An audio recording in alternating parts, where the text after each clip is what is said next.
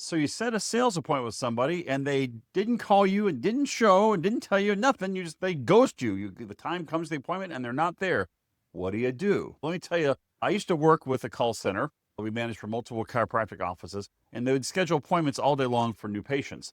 And we'd see that some people would actually miss their appointments. Now, some people would actually call and, oh, I can't make it. They reschedule. And some people would maybe right at the time their appointment was supposed to happen, they realized they were going to be late, that kind of thing. They would call in, but they were like a no show, but they would call in. But then there were the one type who was a no call, no show, which means they didn't show up and they didn't call before, after, whatever. And so what our callers would do is, of course, jump on there and call and reschedule that person again. And they had a pretty high rate of actually rescheduling those people. But guess what? We found out that when you no call, no show the first time, you no call, no showed the second time too. You had very low chance this person actually showed up for their second or even any subsequent appointments out there. We had people who'd scheduled like 9 times and never showed up for any of them and never called either.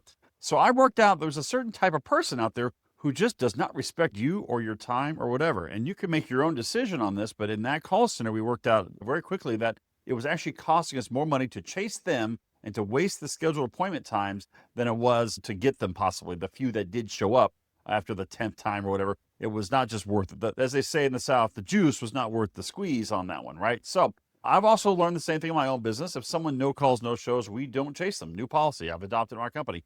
We don't chase them. If they think so little of us as to not bother to call back, despite all the reminders and things that I'm automatically sent about the appointments, if someone doesn't do that, then why should I chase them? Nobody owes their service. You don't owe your service or time to anybody. And if they're not willing to have the courtesy to at least stay in touch with you, they're probably not really a prospect. And you can imagine if you got a service type business, what having someone like that to work with on a day-to-day basis is like, right? So now what's worse than having a prospect who treats you like crap? Having a client who creeps you like crap, right? So probably don't want to do that. So my recommendation, and you can choose your own way, is that if someone disrespects you too terribly, no call, no show, you don't chase them up.